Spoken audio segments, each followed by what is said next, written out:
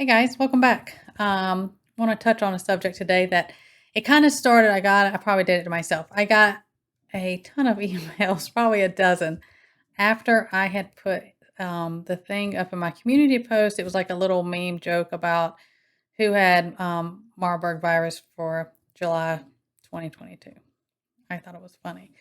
But because you have to laugh about this, you have to laugh at what the angles they're taking. And I said long ago, they're going to up their game with all these different things between now and November, and we know where that is. So we usually fear things we don't understand. So let's just, it's better to understand and educate yourself, and then things don't seem so scary. It's not those headline fears and, oh my gosh, all of a sudden they just pour these things out. Most of these are not all of a sudden. And so history of things and how they've been in the works for things and the way they lay them out in a timely fashion for their reason and agenda. So we'll talk about that. So anyways, this, the fraud and the entirely corrupt history of virology. It's just the truth of it, this matter truly. But most people who are in, natural health practitioners in the natural health field and stuff, we all know, and plenty who are not in it know, and plenty are finding out more and more every day. They're realizing that about this fraud. There's a book called Virus Mania. I believe that's the name of the book. I'll have to look it up again and put it in my description. But it has a thing in there about, there's so much about those who are in that bad side that, we're doing this research and what they're doing, that they pretty much admit the primary purpose, this is in quotations, the primary purpose of commercially funded clinical research is to maximize financial return on investment, not anything to do with health or its benefits. We know that, right? Most of us, we know that, or we're realizing that if you are seeing that now. So the, natural pandemics happen. They happen, since forever. There's, it's been different pathogens and viruses and bacteria, different things grow. Those can be bad. What the danger, the absolute danger, high risk situation are the synthetic man-made ones. Just like I say, don't take synthetic man-made supplements, because I trust nature way more than I trust man, and that's just the way it is. So those are far worse. So with this whole Marburg thing coming up, it is a pathogen that's considered deadly. It's in the same viral family as Ebola. Remember we had that whole Ebola thing, and what was it, 2014? I'll get on to that. But so on the Marburg thing, it was in the 1980s. There was this Russian scientist. I don't know if I can say his name. Nikolai is what his first name is. So I somewhere in the 80s, I think maybe late 80s. I haven't went back and studied that in a many years. So somewhere in the 80s. Anyways, there was a program they had developed, and it was a viral weapon program. Okay. Kind of like Woohoo is doing. And this is called Vector Labs, and it's in Russia and stuff like that. And they was studying back then on this Marburg virus. He accidentally stuck himself, and he contracted that, and he died. They were doing his autopsy and pathology stuff, and while doing that, one of the members on that team doing his autopsy stuck himself with a needle doing his pathology, contracted it, and died. So then there's this thing that this was a man-made outbreak because they were messing with it in a lab. That was in the 80s in Russia. Okay, so follow me on how this trail goes. So, but also that same Vector Lab, they produced 2 tons of the variola virus, which is smallpox, per year. They produce and do all those, jabs. So, just that thing ended up transitioning into a research lab from what it was.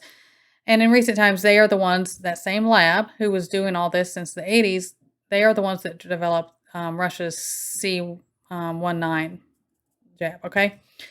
So that current lab I had brought up before. I don't even know when. Some video I had said when they were talking about probably before the whole monkeypox thing came up, and there was the risk of the small ones coming out.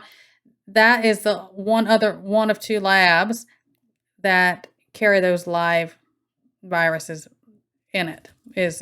See, it's all connected to these research things. So, there was a bioweapon convention, and it went into effect in like 1975. I think it was written up in 1972, but it went into effect in 1975. And in that convention, the labs developed weaponized things: anthrax, Ebola, Marburg, different plagues, smallpox, and the botulism toxin, and a flax toxin. Those they went through way before all this happened, and they had started doing those, I guess, clinical trials on the U.S. military. Do not get me started on how they guinea pig and treat men and women in the military. That just makes me sick. It makes me sick. All of us at some point, but they do it on the military in Africa and in India are the main primary places that they do all the testing on when they're bringing out different jabs and stuff like that. So that started. In 2015, the Blue Ribbon Study Panel, which was a biodefense panel is what it is, analyzed the United States, our biodefense here, capabilities, and determined the highest level of vulnerability is lacking for the strong leadership, and laid out 33 specific warnings and recommendations to address for the U.S. to address their biodefense infrastructure. Fast forward, March 2021, C19 was, up swinging and everything, how that was going. The U.S. has still failed to follow the recommendations to determine the U.S. is at a catastrophic and a weapon risk from synthetic pandemics. That is their words, that they're synthetic, because they're playing mad scientists in these labs, messing with these things to weaponize them. That is not naturally occurring that these things happen. That's what all this is. So, I mentioned about the 2014, the Ebola in the U.S. Then in 2015, they did an experimental Ebola jab. They tried those clinical things in the U.S. military and in West Africa. Because you remember when all that kind of came out and it died down really quick and they put all this fear. Now, with the Marburg thing, of course, they're saying, oh, this comes from fruit rats. Of course, we're back to the bats. No, yes, naturally, and it's very rare, naturally. So, anyways. But they had started testing this Marburg testing was in it was with African green monkeys. Remember when that big tractor trailer crashed with those lab monkeys in Pennsylvania, January 2022? And people were wondering what was going on with that. So bear with me. This does go somewhere. 10 months ago, during the height of the C19, the WHO Director General, you know who he is, he has said that there was the first known case in West Africa of Marburg, and they stated that they were starting to work on a jab for Marburg because there's currently, no jab for that. Same as, other ones. That was 10 months ago. 2 days ago, the same guy, the general director from the WHO, gave warning that two people had died from that, and then 2 weeks after that, they, gave it they're sounding their warnings for the like the medical field and stuff, that they are fearful that this is going to be another pandemic. So, they started the vax production of this and working with it in a site that is in Germany. And there's rumors have it, there's a certain place we're sending every bit of our stuff to, which I just consider it hush gift and hush money. There's a lab over there as well. So anyway, they claim that this is a new top concern for public health officials, the Marburg, with no jabs or antivirals approved, but they are in the works. So that is their heavy thing. So we need to always think the same thing they did with, they did this big fear thing, this big push. It started with the C19, and then, they had these. It usually takes about a decade to develop a true jab.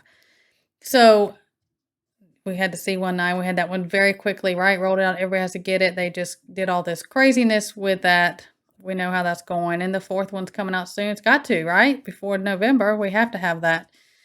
Again, you have to understand what their games that they're playing with this, and not to freak out. We are precautionary. Things go on naturally, but they have a different agenda than what's really going to happen, in my opinion. So they are, and the same thing with the monkeypox. When they came out, it was this big thing, and then, it's like in the very next, blink, they create the fear. They suddenly create a jab, and it's available. And I think that's their pattern. That's what they're doing. So see beyond oh my gosh, this is horrible. If that took hold, like an Ebola type, illness, what they're doing. So, that's just my take on it. And there's that history. This isn't brand new. They've been playing around with this, and they know that, the fear factor it would cause. And then here they are. I mean, if Marburg has been around for so very long, why all of a sudden with two, are they all of a sudden developing an immediate, trying their hardest to get another jab out? Because my opinion is, if it couldn't get you with the C19, if they couldn't get you with the monkey one, if they can't, they'll get you with it's just what they're doing. All these created, so many of these pathogens have been around forever. So all of a sudden they're creating all these jabs in short periods of time for these horrific things. That is why this is humorous to me, and do not let it scare you. Okay? I just want to share that with you, because I think that if we kind of look at the picture and history of something, it doesn't seem so scary.